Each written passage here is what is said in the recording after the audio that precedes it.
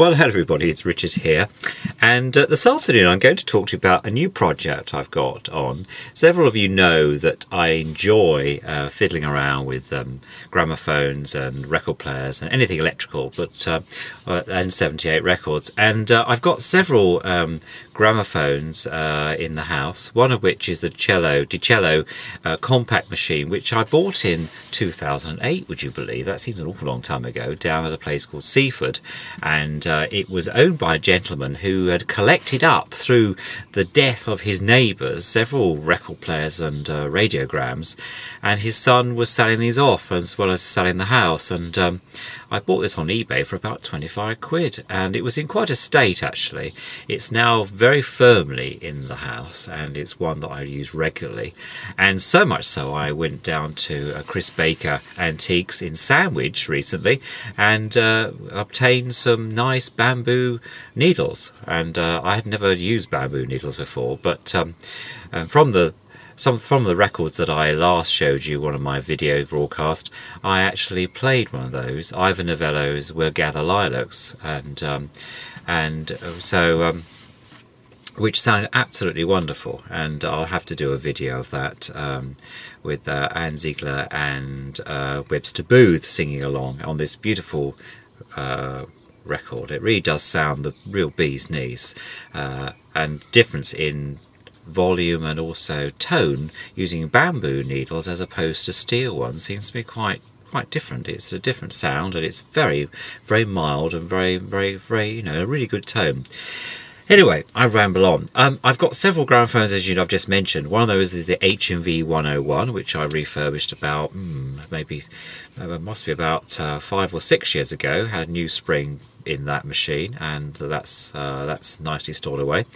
The one I'm going to show you today is the Volmar, or Volmar, V-O-L-M-A-R, a maker which I have had some electrical gramophones and actually refurbished and sold on. But this one's been sitting under the sideboard for a while, and in fact for a number of years, and I never got round to it, and I suddenly decided to dig it out. So this afternoon I'm going to show you how far I got, so just bear with me while I take Mr. Panasonic off his perch. There we go, just bear with me a bit. Right. Okay, so these are the motor bits. This is the main motor part, but I'm going to show you what I've done first of all to show you the other parts of the gramophone. This is a case gramophone, before I come into the workshop here, so just bear with me a second. Okay, so here we are. Here's the Volmar. This is the case for the Volmar, and the turntable, which as you can see is in bad condition. I've given it a clean up this afternoon. I had trouble getting this off the actual spindle. It was really jammed on, even with the C-clip removed it just wouldn't move. I had to tap it with a hammer and a screwdriver from underneath on the motorboard. So there we go. This is the motorboard. It's made of plywood, and it's in quite good condition. Rexon covering here, which is in quite, apart from a small scrape down there. There we go. And then you've got the main parts here, the tone arm, which has had one clean so far,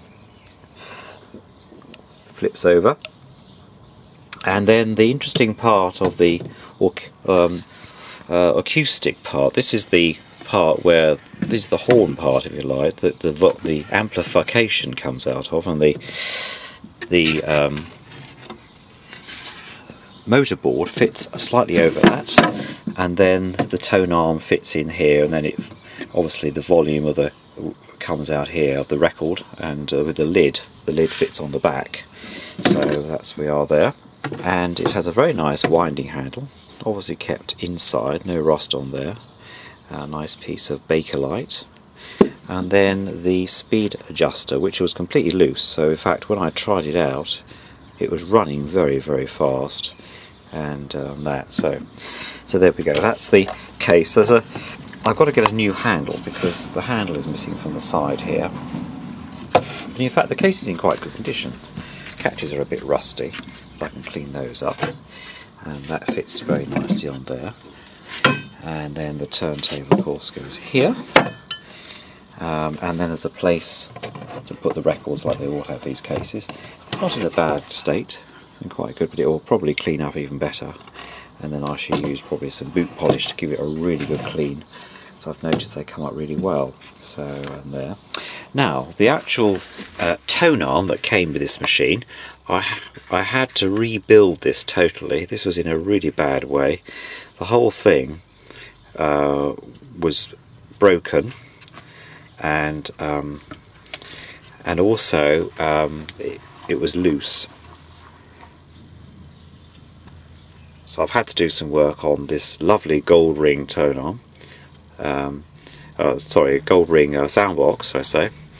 And I have used this on other gramophones I've got, and actually it works very well.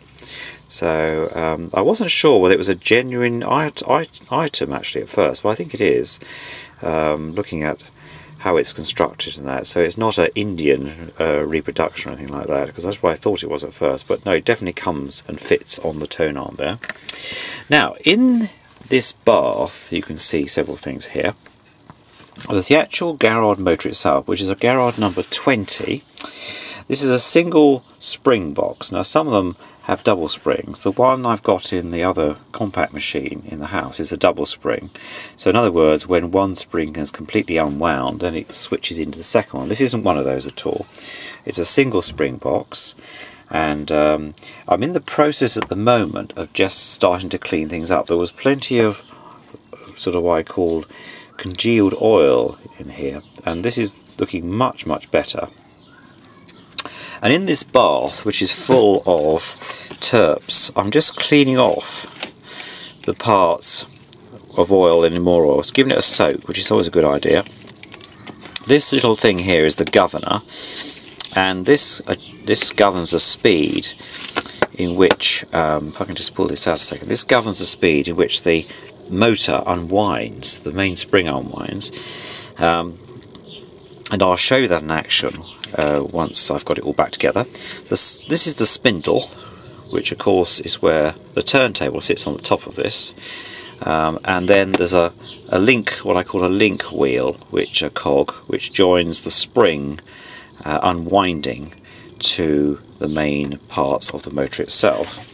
And then underneath here they all link together, and this little device here is the speed adjuster, which fits onto the side of the governor and slows the governor down. So this is, and the governor has some, as you can see, those round ball things. They're centrifugal weights, and they expand or contract on the spring as the speed, as it gets faster or slower, and that's what keeps your constant 78 RPM going. So it's quite an important part of the whole thing. The most important item, of course, is the spring box, and in here there's a large spring, like a clock spring, and it fits inside that box, and it unwinds very slowly.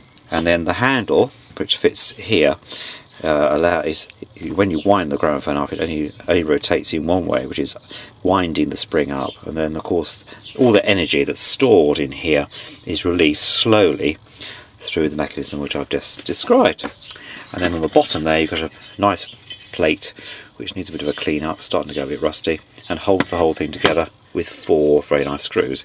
A very simple device, but a very effective. And that's the fun of these machines. They are very simple, and they work so well, and they're really well made. And this one is quite well made, I think. And there we go. So there we go then. So this is part 1 of the Volmar case gramophone, and I hope to speak to you all soon, and look forward to your comments.